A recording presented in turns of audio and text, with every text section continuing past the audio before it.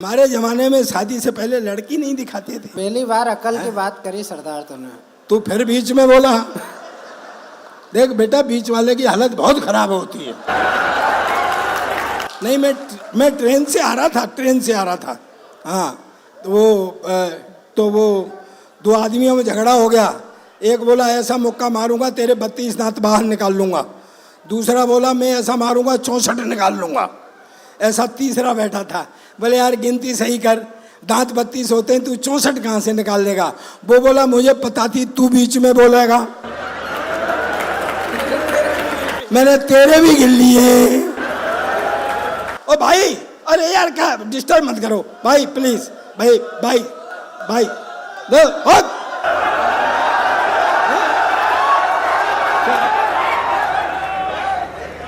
तो क्या है सर, ये देश अपना विचित्र है। मैं सही कह रहा हूँ, शादी से पहले लड़की नहीं दिखाते थे। अब तो शादी से ही पहले सब कुछ हो जाता है, बेचारी शादी रह जाती है करने के लिए। मेरे शादी वाले आए, देख के चले जाए, आए हाय हाय। अच्छा, एक पैकेज मिलता था, पैकेज। नए बच्चों, तुमको पता नहीं होगा, तुम बड़े अच्छे वक्त पे जन्मे हो। हाँ, एक पैकेज मिलता था, सुहाग रात को पता लगता था कि पैकेज में क्या निकला। हाँ, मैंने घूंघट उठाया, हाय हाय हाय हाय हाय, हेडलाइट का एक बल्ब फ्यूज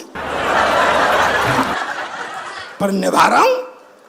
सर 2-3 दिन बाद मुझसे बोली चल मुझे मार्केट ले चल, शॉपिंग करा के ला। मैं आगे, वो पीछे पीछे चलते हुए बोली क्यों जी, ये एक साइड का बाजार क्यों बंद है? मैंने कहा चिंता मत करें, जब लौट के आएंगे तो इधर का खुल जाएगा, इधर का बंद होगा। सर एक दिन तो बड़े लाड़ में आ गई, मुझसे बोली सुनो जी, बोले सुनो जी। मैं कहा हाँ, मेरा और आपका 7 जन्म का साथ है। मैंने कहा 7 तो तू भले 8 जन्म का कर ले, पर अगली बार ये बल्ब बदलवा के आना। चौराहे पे कुत्ते ने दरोगा जी को काट लिया, चौराहे पे कुत्ते ने दरोगा जी को काट लिया, पागल न हो जाऊं दरोगा घबराया है। और मुट्ठी बांध दौड़ पड़ा, डॉक्टर के पास आया, डॉक्टर ने भी इंच लंबा इंजेक्शन लगाया है। डॉक्टर बोला दरोगा जी अब हो पीछे तक, बात समझ में आया तो मस्ती लेना। कि डॉक्टर बोला दरोगा जी ये सरासर बेईमानी, सब कुछ जान के भी तुम्हें काट खाया है। और बोले दरोगा जी यार वर्दी में नहीं था मैं, इसलिए कुत्ता भी पहचान नहीं पाया। सर ये देश विचित्र है। एक अंग्रेज आया, मुझसे बोला सरदार जी तुम्हारा, अच्छा किसी के मन में क्या है विधायक जी, किसी के मन में क्या है कुछ पता लगता है क्या? पड़ोसी का बच्चा रो रहा हो तो सर में दर्द होता है, और अपना बच्चा रो रहा हो तो दिल में दर्द होता है। अरे बाहर रुक जा बेटा, अपनी बीवी रो रही हो तो सर में दर्द होता है।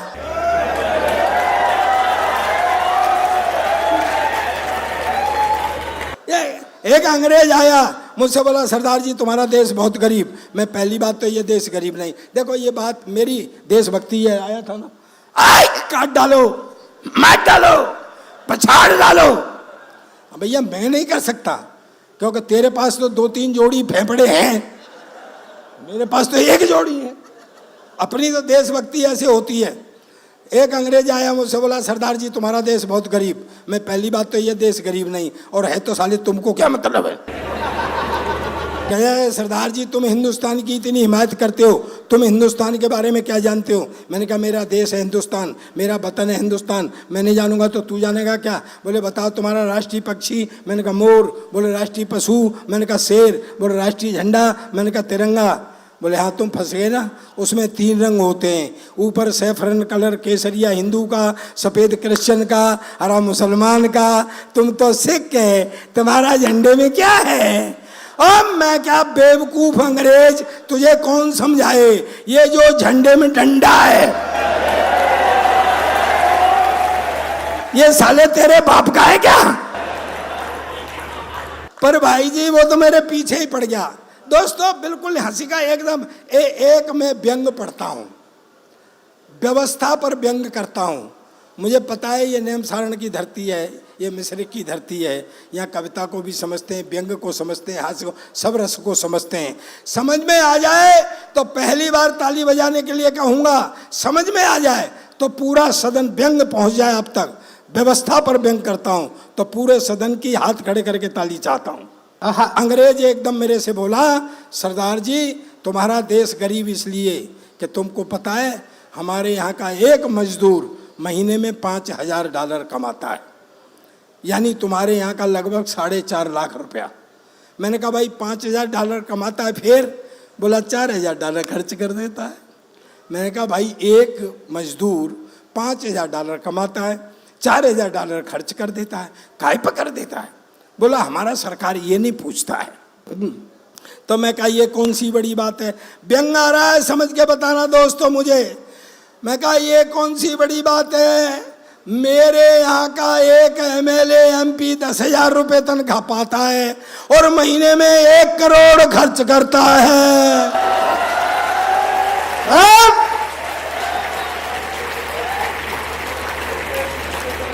तालियां तो अब उठाना सदन। अंग्रेज एकदम से उचट गया, बोले वाट, 10,000 रुपये तनख्वाह, 1 करोड़ खर्च करता, कहाँ से लाता? मैंने कहा हमारी भी सरकार नहीं पूछती है।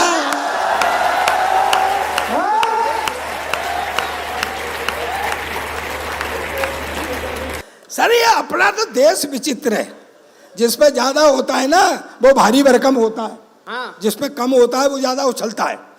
मैं बता रहा हूं आपको, एक चीन है, चीन के पास एक वो बाउंड्री वाल है, पूरी दुनिया में चाइना बॉल, चाइना। हमको कभी उछलते हुए देखा है?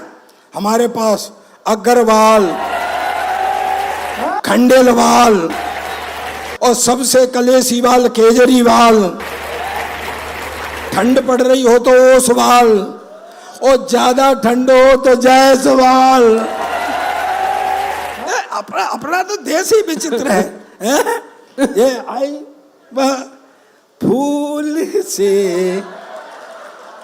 लिपट गया। कभी सोचा है आपने? देखो ये इनके कारनामे बताता हूं मैं गीत वालों के। यानी तितली फूल से लिपट रही है, भौरा कली से लिपट रहा है। यानी तितली का प्यार, फूल का प्यार तितली से, भौरे का प्यार कली से करवाएंगे, पर पट्टे भौरे को भौरी के पास नहीं जाने देंगे।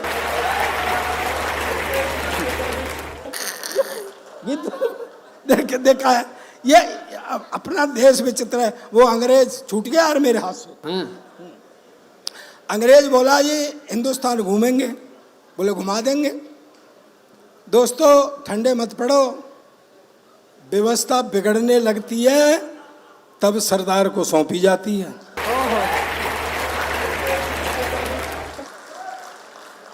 वरना कांग्रेस को अब सुध आई थी सरदार की। एक टिप्पणी करता हूं इस सदन के अंतर्गत, अगर सरदार शब्द को ही कुर्सी पर बिठाना था तो यह निर्णय 1947 में लिया गया होता और सरदार पटेल को कुर्सी पर बिठाया गया होता तो देश का ही नक्शा।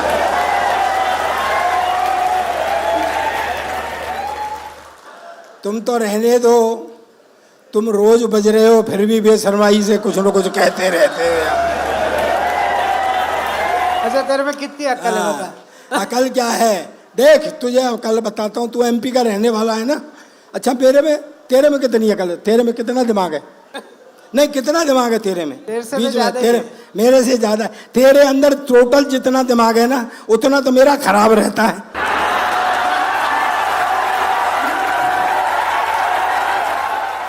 बीच में बोल ही रहा है। नहीं बताओ, मैं अच्छा ईमानदारी से बताओ आप, मैं गलत नहीं कह रहा हूं। जब यहाँ पर सरकार चला रहे थे, यादव चला रहे थे और वो MP में रहता है ये, जब MP वाले यादव जो है भैंस चरा रहे थे उस समय, मैं सही कह रहा हूँ सर आपसे, फिर वो भगवान की शरण में चले गए, राम की शरण में। तो अब वो सरकार चला रहे हैं, ये भैंस चरा रहे हैं यहाँ पर। बोला मत बीच में, बता रहा हूं क्या ये सब सर अपना। वो अंग्रेज बोला जी हिंदुस्तान घूमूंगा, बोले घुमा देंगे, बोले चलो, बोले चलो। तो गाइड ने कहा सुन भाई, 3 आदमियों से सावधान रहना। बैठ जाओ भाई, बैठ जाओ। क्यों खड़े हो गए भाई? क्या हुआ? कोई गलत गड़बड़ हो गई क्या? ताली बजाओ, ताली बजाओ। क्या है? ओ बैठ जा, बैठ जा, ओए बैठ नीचे। ऐसे ऐसे खड़ा हो गया जैसे अभी बीज डाला, अभी पेड़ हो गया। अंग्रेज बोला हिंदुस्तान घूमेंगे, गाइड ने कहा घुमा देंगे, बोले चलो चलो। तो बोले भाई पंजाब से जाना था और दक्षिण तक पहुंचना था। तो बोले भाई 3 लोगों से सावधान रहना। बोले किससे? कि एक तो पंजाब में चल रहे हैं पंजाबी से। बोले ठीक है। एक हरियाणा में चल रहे हैं, आएगा हरियाणा बीच में, हरियाणवी से। और एक यूपी वाले से जरूर सावधान रहना। बोले ठीक है चलो। चले गए, पंजाब में पहुंचे, सामने से सरदार जी आ रहे थे। तो गाइड अंग्रेज से बोला पूछ 12 बज गए क्या? अंग्रेज बोला अभी तो 9 बज रहे हैं। अरे बोले तू पूछ न, आ गया साला बातों में। अंग्रेज बोला 12 बज गए क्या? जो सरदार घूमा, पटक पटक के मारा, ढाल ढाल के मारा, और 9 बजे से मारा और 12 बजे तक मारा। के साले अब बजे 12। वो कूट के चला गया। बोले ये कौन था? बोले ये सरदार था। बोले यार ये पंजाबी। बोले यार ये तो खतरनाक था। आ गए हरियाणा में, एक चौधरी चला रहा सामने से, जाट। तो अंग्रेज से बोला गाइड, बोले मूंछ पे ताब दे, मूंछ पे ताब। अब हरियाणवी उधर से आ रहा, तो मूंछ फूंछ तो थी नहीं अंग्रेज को। वो ऐसे ऐसे करने लग गया। वो बोला अच्छा खेत है नहीं और हल चला रहा है, 2 धोबी पाट इधर से, 2। उसकी इंद्रियां शिथिल हो गई। वो कूट के चला गया। बोले कौन था? बोले हरियाणवी था। तो उन्होंने कहा भैया एक बात बता मुझे, कि पहले वाला तो पंजाबी था, दूसरे वाला हरियाणवी था, मैं यूपी वाले को कैसे पहचानूंगा? वो बोला इतनी देर से तुझे पिटवा कौन रहा है?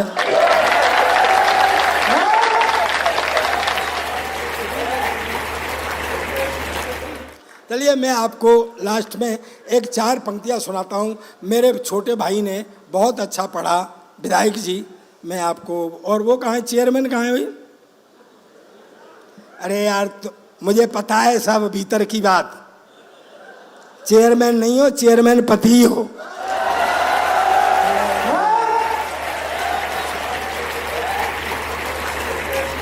जिनकी वजह से इज्जत मिली हुई है उन्हें माला लाओ जल्दी। हाँ नहीं, कई बात और है भीतर की, वो भी बता दूंगा।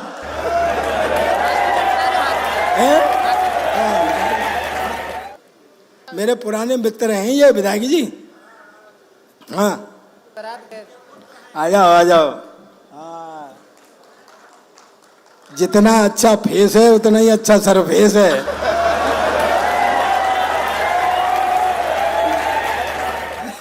मैं तो इनकी शादी में गया था।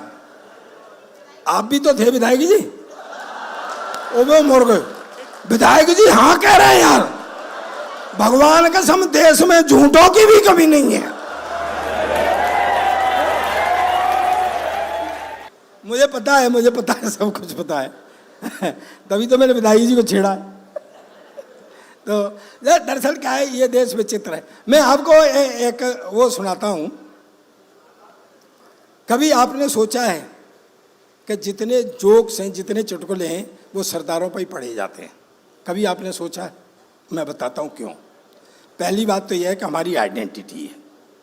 भाई कोई आके कहे एक आदमी था तो क्या फिगर बनेगी, लेकिन जैसे ही कहता है एक सरदार था तो एक फिगर बनती है।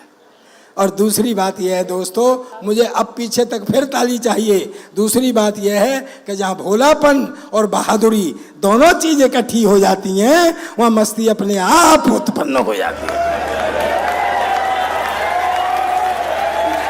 मैं आपको एक माइथोलॉजी से हाथ से निकाल के दे रहा हूँ। मेरे छोटे भाई ने राम पर बहुत अच्छी कविता पढ़ी। स्वागत है तू। मैं 4 पंक्तियाँ पढ़ता हूँ, फिर मैं आपको थोड़ा सा हंसाऊंगा, फिर मैं अपना विश्राम लूँगा। मुझे बहुत अच्छा लगा आकर के। मैं ये राम पर बहुत अच्छी कविता हुई, उन्होंने भी राम पर पढ़ा, उन्होंने भी राम पर पढ़ा। एक बात कहना चाहता हूँ, आज सच्चाई मेरी नई पीढ़ी समझेगी। दोस्तों, मैं इतिहास का विशेषज्ञ हूँ, क्या? It is fact. मैंने 65 देशों की यात्रा की है। मैं हिस्टोरिकल बैकग्राउंड पर लिखता हूँ, मेरी लिखी हुई पुस्तकें टेक्स्टों में हैं। इतिहास से मैं आपको एक चीज़ निकाल करके देता हूँ। हम कोठारी बंधुओं को कहते हैं कि राम मंदिर के लिए सबसे पहला बलिदान उन्होंने दिया। उनका बलिदान इस युग का पहला था। मैं आपको बताता हूँ इतिहास से। सन 1818 हमारे यहाँ पर शिलेश बैठे हुए हैं, तुम भी पढ़े लिखे लग रहे हो सर। मैं बता रहा हूँ सन 1818 हमारे यहाँ, कभी आपने देखा होगा गुरुद्वारे गए हों या आपने देखा होगा निहंग होते हैं, वो जीवन भर कुंवारे रहते हैं, सेवा करते हैं पंथ की, राष्ट्र की। सन 1818 में बाबा फकीर सिंह निहंग के नेतृत्व में निहंगों ने इसको अपने कब्जे में लिया। जो विवादित ढांचा था, जो बाद में तोड़ा गया, उस विवादित ढांचे को सन 1818 में अपने कब्जे में लेकर के उस पर गुरमुखी में लिख दिया था, जय श्री राम। दोस्तों, 27 आदमियों को अरेस्ट किया गया था, 27 निहंगों को अरेस्ट किया गया था। उस समय दोहरी व्यवस्था थी यहाँ पे, ईस्ट इंडिया कंपनी और मुगलिया सल्तनत। उन पर मुकदमा चला 27 पे, 20 को आजन्म कारावास और 7 को फांसी दे दी गई थी। उस विवादित ढांचे के लिए, राम मंदिर के लिए सबसे पहले बलिदान देने वाले वो 7 निहंग थे, जिन्होंने फांसी पर लटक करके अपना बलिदान दे दिया। मैं पढ़ता हूँ इस बात को, 4 पंक्तियां पढ़ता हूँ। दोस्तों, अगर मेरी नई पीढ़ी मेरा मैसेज ले ले, नई पीढ़ी, लोग कहते हैं हिंदू मुस्लिम सिख ईसाई आपस में सब भाई भाई, मैं इस नारे का विरोध करता हूं। मैं कहता हूं इसमें से सिख को निकाल देना चाहिए। ये नारा होना चाहिए हिंदू मुस्लिम और ईसाई आपस में सब भाई भाई, क्योंकि सिख तो इस हिंदू परिवार का वो बड़ा बेटा है। कभी तिलक लगा के तलवार हाथ में दे दी, देश धर्म की रक्षा का भार सौंप दिया। तब आपने 4 पंक्तियां पढ़ता हूं, समझ में आ जाए तो आप खड़े होकर के भी मेरा समर्थन कर सकते हैं मेरी पंक्तियों का। सुने कि धर्म एक जीवन पद्धति है, धर्म एक जीवन पद्धति है जिस पर मानव चलते हैं। मैं सिख हूं, ठीक है, मैंने बताया ना कि धर्म एक जीवन पद्धति है जिस पर मानव चलते हैं। केवल धर्म बदल देने से पुरखे नहीं बदलते हैं।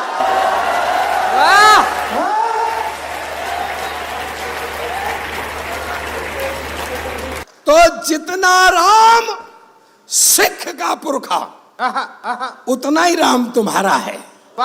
जितना राम सिख का पुरखा, उतना ही राम तुम्हारा है। एक साथ सब मिलकर बोलो, हिंदुस्तान, हिंदुस्तान।